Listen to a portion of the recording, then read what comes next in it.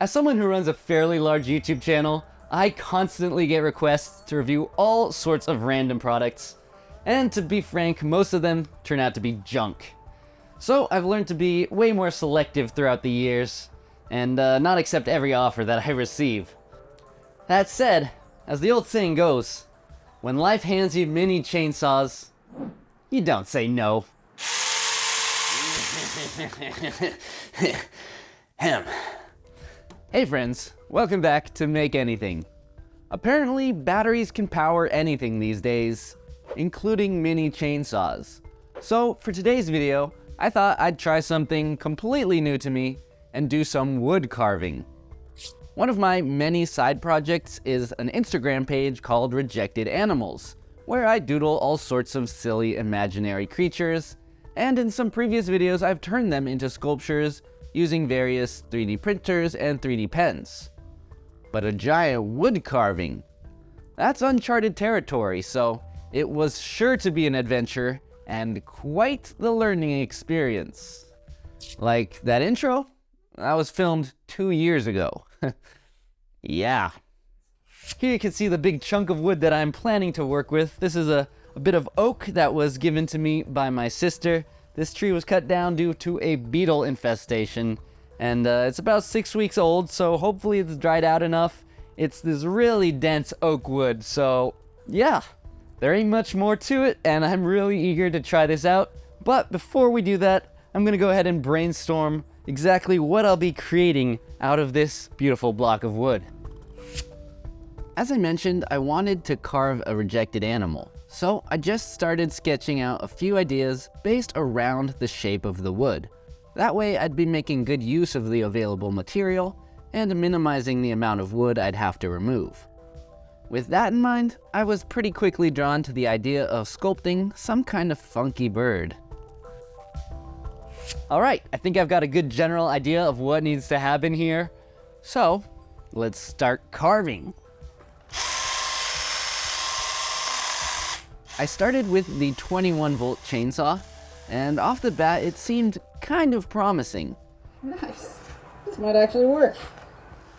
That said, once I started trying to carve bigger pieces off, the limitations of this tiny chainsaw became apparent, with it taking a fair bit of sawing away just to take off a chunk.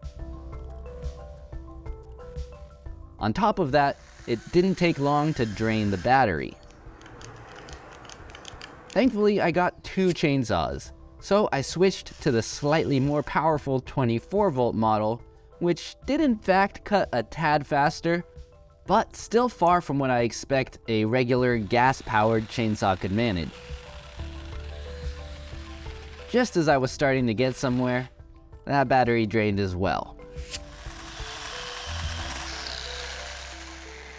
I was able to swap back and forth a few times, but that strategy didn't last for long. So I decided to try rigging up a power cable connected directly to the chainsaw. I found this laptop charger that outputs 19 volts at 5 amps, and I hoped that would do the trick, but after wiring it up, I only managed to get a few millimeters of movement. Reluctantly, I went back to the batteries, and I did make a little bit more progress, but then one of the motors started smoking, and the other chainsaw wasn't doing so hot either, with the batteries dying more and more quickly. So I did get this far, but I wasn't very optimistic about pulling off my grand vision with these little chainsaws. So, as fun as mini chainsaw carving sounds, these things ended up being pretty frustrating to work with. To be fair, I got some new batteries for them and they work great for pruning small branches on trees and whatnot, as intended, but when it comes to wood sculpting, they clearly weren't cutting it. My dad did always tell me it's worth using the right tool for the job, so after setting this project aside for several months, I decided to reach out to the folks at Arbortech.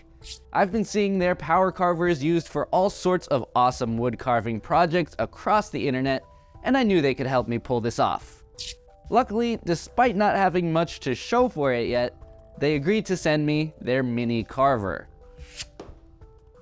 Despite being mini, this angle grinder is built for some serious sculpting, and paired with Arbortech's Mini Pro carving blade, I knew I was in for a fun time. This blade is designed to smoothly gouge away wood with speed and precision, so I was confident that it's just what I needed. So with that, I brought my stump back out and clamped it down. I've also got my shop vac that connects to the mini carver to collect some of the dust. After equipping some protective gear, it was time to start carving.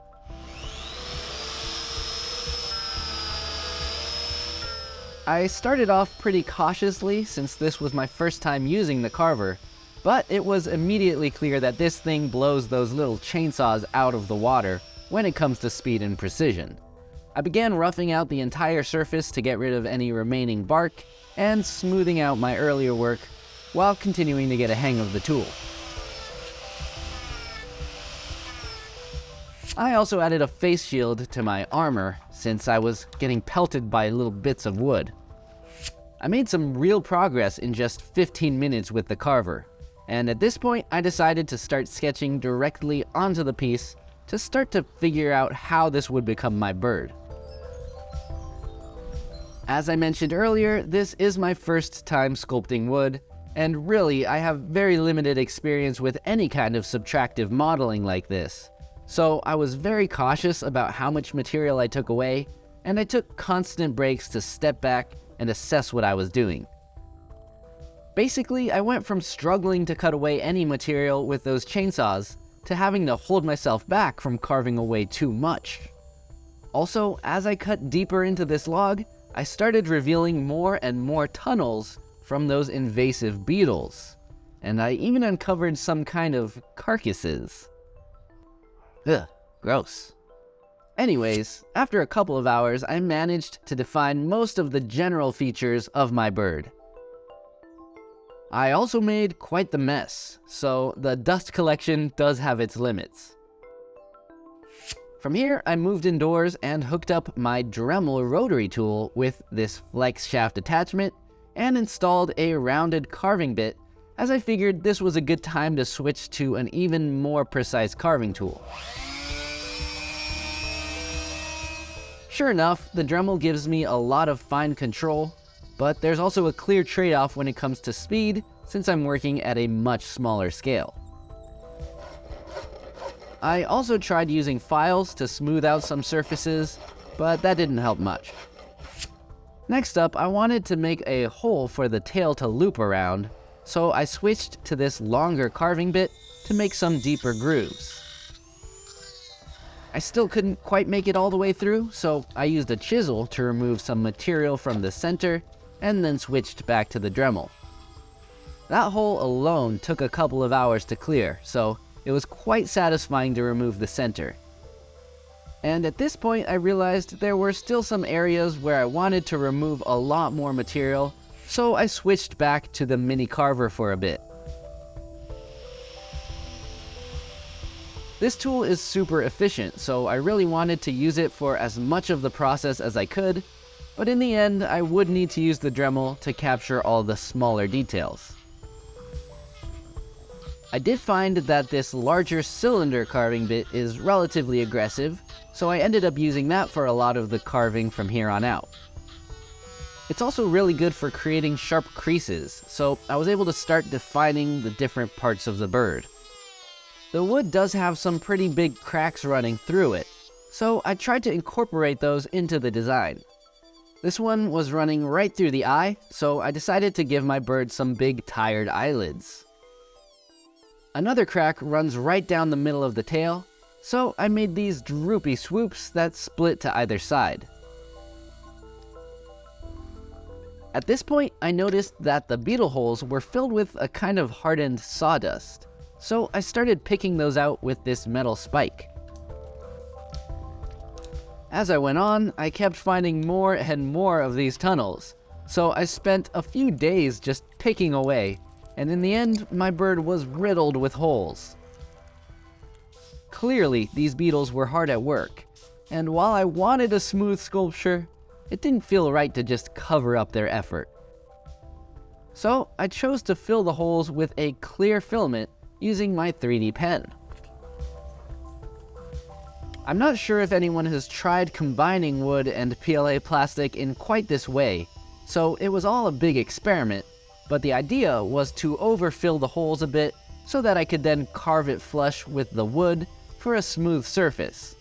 But the transparent filament would still let us peer into all those tunnels that the beetles had burrowed. I also filled up any other cracks and holes that I could squeeze this molten plastic into. And while this probably doesn't stabilize the cracks in the same way that epoxy would, I think it might be an interesting alternative if it turns out okay. Once I filled all those holes, I switched to this sanding bit and continued smoothing out the surfaces. This part was about as satisfying as using the mini carver, except for getting completely caked in sawdust. That's not so fun.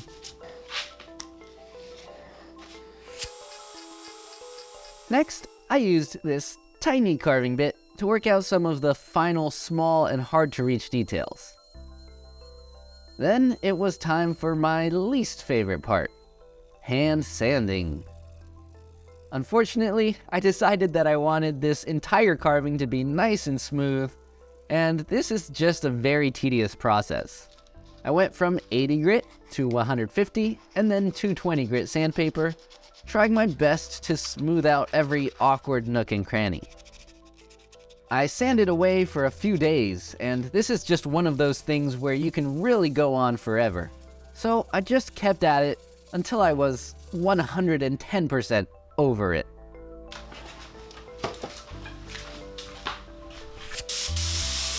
Next, I used an air compressor to blow off as much dust as I could, followed by a thorough brushing to get it as clean as possible for the next step, which is applying a glossy polyurethane coating.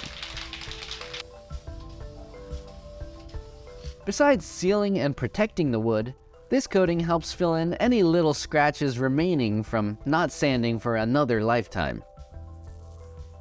I gave it 3 coats with this Minwax polyurethane about 15 minutes apart until this bird was properly shiny. And yet, some areas remained completely bare. I'm guessing those spots picked up too much oil for my hands as I was working on it, so after waiting 3 days, I went over those areas with the 220 grit sandpaper once more, this time wearing gloves. Then I hit those spots with some fresh coats of poly, which worked out. So we've finally got a smooth and shiny bird, but it's still missing legs. So my idea for that was to use my 3D pen with this bronze-filled filament. I thought it might look cool to build up the legs using blobs, kind of like those drip castles made of sand. This filament looks pretty, crappy, but apparently it can be polished to a nice shimmer, so I kept at it. Once they were the desired length, I used a heat gun to roll them out since they were pretty wobbly, and then again to bend them into shape.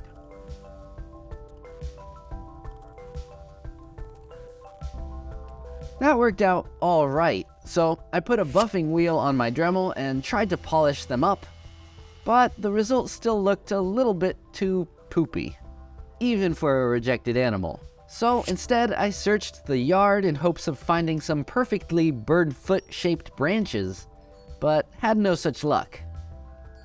Finally, I remembered that I have some copper wire that I salvaged from a motor, and thought that might work. Although I was originally planning to just melt it down, so it was completely tangled.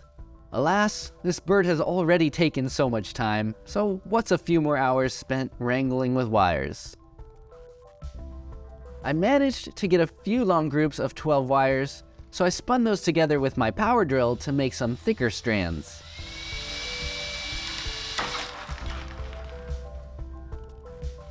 I repeated that for as many groups as I could untangle, and then I folded those over to get as many strands as I could for the length that I needed.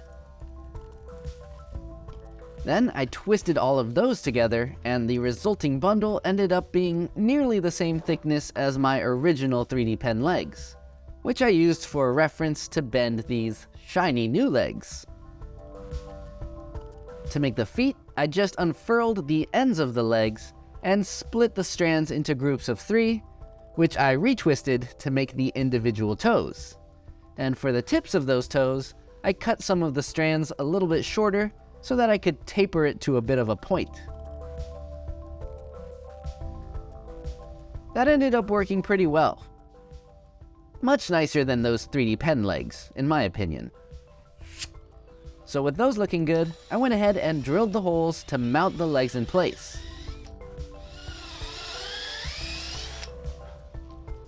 Then a quick sanding to clean up the edges. I was nearly done at this point, but there's still one more detail to take care of, and that's the eyes. While I was originally planning on just keeping the eyes carved out, several people suggested filling them in. And considering that this whole project has been centered around trying new things, I figured I'd go for it. So once again, I'm using my 3D pen to fill in the cavities, but this time I started with MatterHacker's White Pro PLA. As with the beetle holes, I intentionally overfilled the eye and then used the Dremel to make it flush. Once that was fairly smooth, I carved a smaller hole and filled that with this light army green PLA.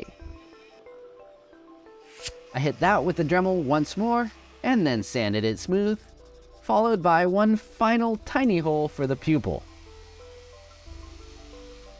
Rather than fill those in, I left them empty to capture the soulless nature of birds. The eyes and leg holes got a final coating of polyurethane, after which I twisted the legs into place. And finally, to actually finish this up, all that's left is my signature, burned into the bottom of this rejected birdie to memorialize the absurd number of hours spent creating this silly sculpture.